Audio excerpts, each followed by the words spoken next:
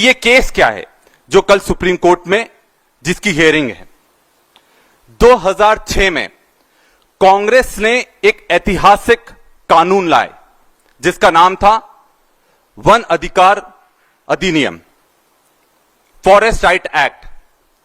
इसमें जो आदिवासियों के साथ ऐतिहासिक अन्याय हुआ है उसके साथ न्याय करने के लिए वन पर, जंगलों पर आदिवासियों का अधिकार घोषित किया गया था और ग्राम सभाओं को अधिकार दिया गया था कि वो प्रस्ताव पारित करें और जो आदिवासी उन वन पट्टों में रह रहे हैं उनको उन पट्टों का अधिकार मिले। और पैसा कानून भी यही कहता था। 2006 के बाद 2008 में कुछ एनजीओज ने और कुछ सेवानिवृत्त अधिकारियों ने एक पिटीशन सुप्रीम कोर्ट में लगाई। उस पिटीशन में यह दावा करा गया कि ये जो वन अधिकार अधिनियम लेकर आए हैं यह पूरी तरह से गलत है और वनों पर आदिवासियों का या फिर वहां पर रह रहे लोगों का कोई अधिकार नहीं है। 2015-16 में हाई कोर्ट ने कि जितने भी मामले इस तरह के चल रहे थे, सुप्रीम कोर्ट में उन्होंने आदेश करा कि ये जितने भी दावे आपत्ति हैं इनको क्लब करा जाए और इसकी एक साथ इन सब की सुनवाई सुप्रीम कोर्ट में होगी।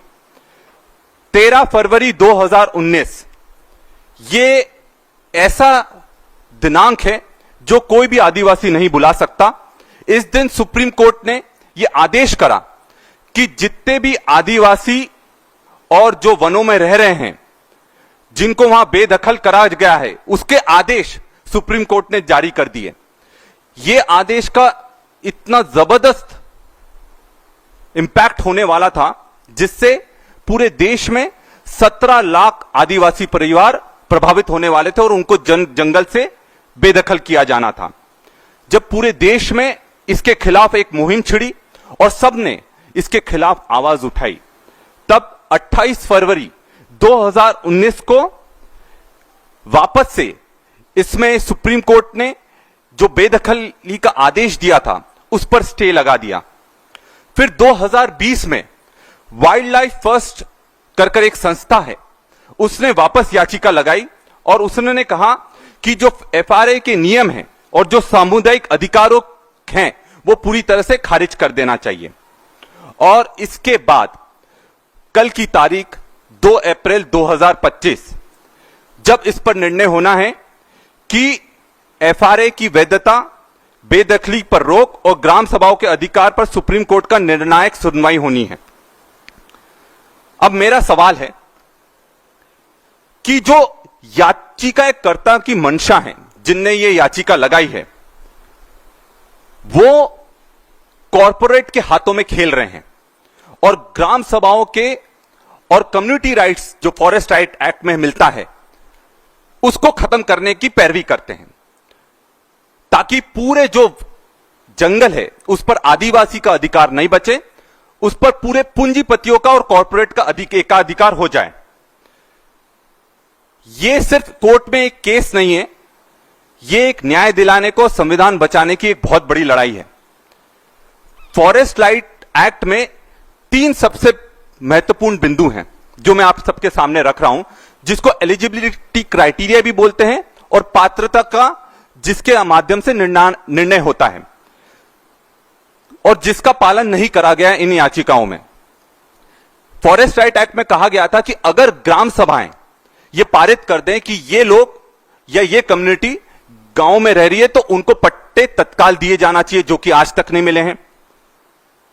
वन विभाग ने जब भी कोई बहुत लंबे समय से वनों में रह रहा है तो उनको रसीदें, इंक्रोचमेंट की रसीदें काटते हैं जो ये प्रमाणित करती है कि ये व्यक्ति कितने सालों से रह रहा है।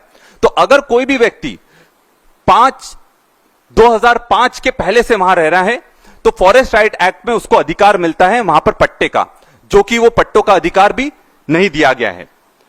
उसके अलावा गैर आदिवासी जो वनों में रह रहे हैं, जिनका जीवन यापन बहुत पहले से वनों में हो रहा है, उनको भी 3 पीढ़ियों का एक निर्णय लिया गया था कि 3 पीढ़ी से जो उन जंगलों में रह रहा है उनको अधिकार मिलना चाहिए, वो भी नहीं दिया गया। और चौथा, जो धारा 4(5) है, वो धारा के अनुसार जब तक ये निर्णय नहीं हो जाता है कि किसका पट्टा है या किसका अधिकार नहीं है, तब तक सरकार को या किसी को भी ये अधिकार नहीं है कि लोगों को, जो आदिवासी हैं और जो गैर आदिवासी काफी लंबे समय से वहां रह रहे हैं, उनको जमीन से बेदखल नहीं किया जा सकता। इसका भी पालन नहीं किया जा रहा है। साथियों, यह लड़ाई सिर्फ जमीन की नहीं है, यह लड़ाई आदिवासियों के अस्तित्व की है। और सबसे बड़ी दुख की बात यह है, जो लोग जंगलों के अस्तित्व का एक हिस्सा हैं, उनको यह बोला जा रहा है कि आदिवासी इंक्रोचर्स हैं, अतिक्रमणकारी हैं, जबकि हकीकत में आदिवासी ही, ट्राइबल ही प्रोटेक्टर्स हैं, जो जंगलों की रक्षा कर रहे हैं। और उनको आज तक बचाकर जिन्होंने रखा है, उनका नाम ही आदिवासी है। और जो वन अधिकार कानून को खत्म करने की बात है, यह पूरी तरह से लोकतंत्र पर बहुत बड़ा हमला है। और जो वन अधिकार कानून संसद से पास हुआ है, मतलब जिसको जितने भी जनप्रतिनिधि हैं उन्होंने जब पारित करा हो, तो इसको चुनौती कैसे दे सकते हैं? क्या कॉरपोरेट की ताकत इतनी बड़ी हो गई है कि वो संसद को भी चुनौती दे सकती है? और हम अतिक्रमणकारी तो बिल्कुल भी नहीं है। और यह लड़ाई हम सदियों से लड़ते आए हैं। हम जल जंगल जमीन के असली हकदार हैं, और हमें अगर वहां से हटाया जाता है तो यह सबसे बड़ा ऐतिहासिक अन्याय होगा। हमारे खून में जंगल है और हम वहां की लड़ाई आखिरी दम तक लड़ेंगे। इसमें एक बहुत बड़ी चीज मैं आपके सामने रख रहा हूं। इसमें जो पेटिशनर्स हैं, जिन्होंने ये पेटिशन लगाई है, वो बोलते हैं सैटेलाइट इमेजरी, मतलब सैटेलाइट के चित्रण से यह निर्धारित करा जाए कि कौन लोग वहां रह रहे हैं, कौन नहीं रह रहे।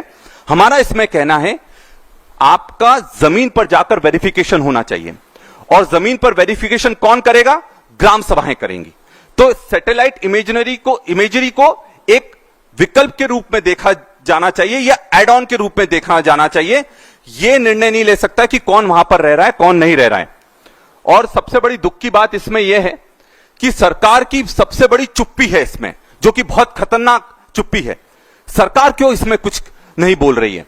क्या कॉरपोरेट जो उनके मित्र हैं, उनका इतना ज्यादा दबाव सरकार पर है कि वो लोग डर गए हैं? और जो 10% से ज्यादा आदिवासी पूरे देश में हैं और 17 लाख आदिवासी परिवार इससे विस्थापित हो रहे हैं, और सरकार इसमें किसी भी तरह से इंटरवीन नहीं कर रही है। और जिस ताकत से सुप्रीम कोर्ट में लड़ाई लड़ना चाहिए, वो लड़ाई नहीं लड़ रही है। और जो जंगल की नीलामी हो रही है, उसमें पूरी तरह से सरकार मौन है। इस फैसले से आने वाले समय में क्या फर्क पड़ेगा? इस फैसले से जो सबसे बड़ा फर्क पड़ेगा, उसमें लाखों आदिवासी विस्थापित होंगे।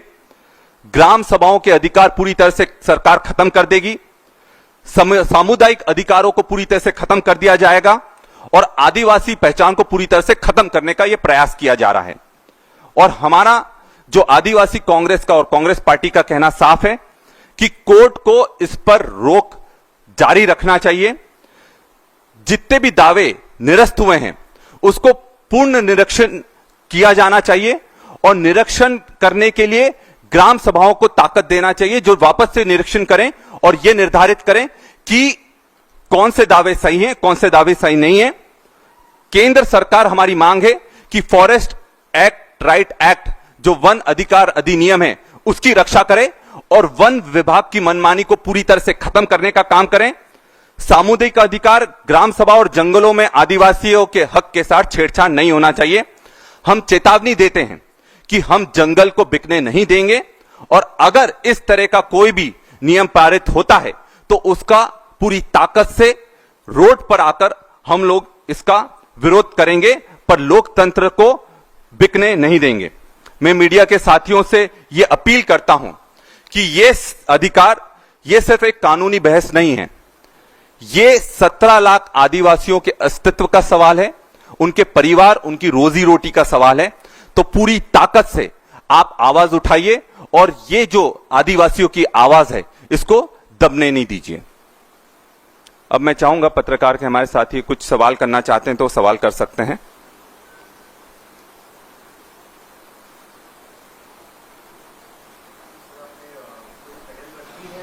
सरकार की तरफ आपने अप्रोच किया है सरकार को इस मामले में, और क्या रिस्पांस रहा है?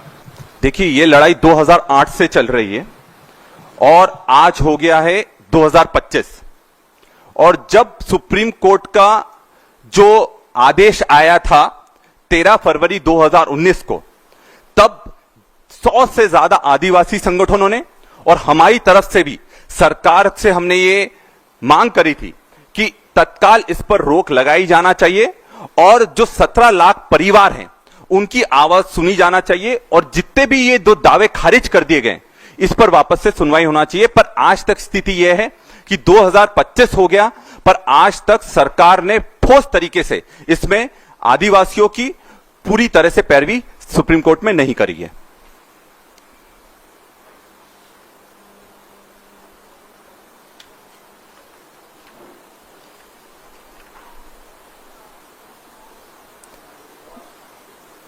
और किसी के सवाल?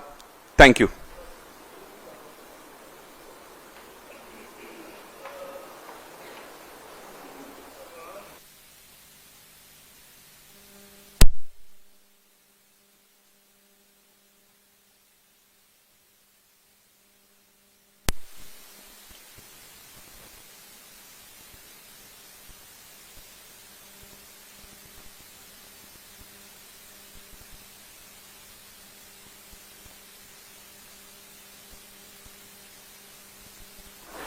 ये जो आपने वीडियो देखा, ये एक देश की आत्मा की आवाज है, अंतरात्मा की, और जो इस देश पर सबसे पहले अधिकार रखते हैं उन आदिवासियों की आवाज है। 2 अप्रैल को सुप्रीम कोर्ट में एक बहुत महत्वपूर्ण मुद्दे पर सुनवाई है। यह सिर्फ एक सुनवाई नहीं है, यह देश में 17 लाख आदिवासी परिवारों के भविष्य का सवाल है, उनकी संस्कृति की, उनकी पहचान की लड़ाई का सवाल है। मैं एक क्रोनोलॉजी आपके सामने रखूंगा कि यह केस क्या है जो कल सुप्रीम कोर्ट में जिसकी हियरिंग है। 2006 में कांग्रेस ने एक ऐतिहासिक कानून लाए जिसका नाम था वन अधिकार अधिनियम, फॉरेस्ट राइट एक्ट। इसमें जो आदिवासियों के साथ ऐतिहासिक अन्याय हुआ है उसके साथ न्याय करने के लिए वन पर, जंगलों पर आदिवासियों का अधिकार घोषित किया गया था और ग्राम सभाओं को अधिकार दिया गया था कि वो प्रस्ताव पारित करें और जो आदिवासी उन वन पट्टों में रह रहे हैं उनको उन पट्टों का अधिकार मिले, और पैसा कानून भी यही कहता था। 2006 के बाद 2008 में कुछ एनजीओज ने और कुछ सेवानिवृत्त अधिकारियों ने एक पिटीशन सुप्रीम कोर्ट में लगाई। उस पिटीशन में यह दावा करा गया कि ये जो वन अधिकार अधिनियम लेकर आए हैं ये पूरी तरह से गलत है और वनों पर आदिवासियों का या फिर वहां पर रह रहे लोगों का कोई अधिकार नहीं है। 2015-16 में हाईकोर्ट ने कि जितने भी मामले इस तरह के चल रहे थे, सुप्रीम कोर्ट में उन्होंने आदेश करा कि ये जितने भी दावे आपत्ति हैं इनको क्लब करा जाए और इसकी एक साथ इन सब की सुनवाई सुप्रीम कोर्ट में होगी। 13 फरवरी 2019 ये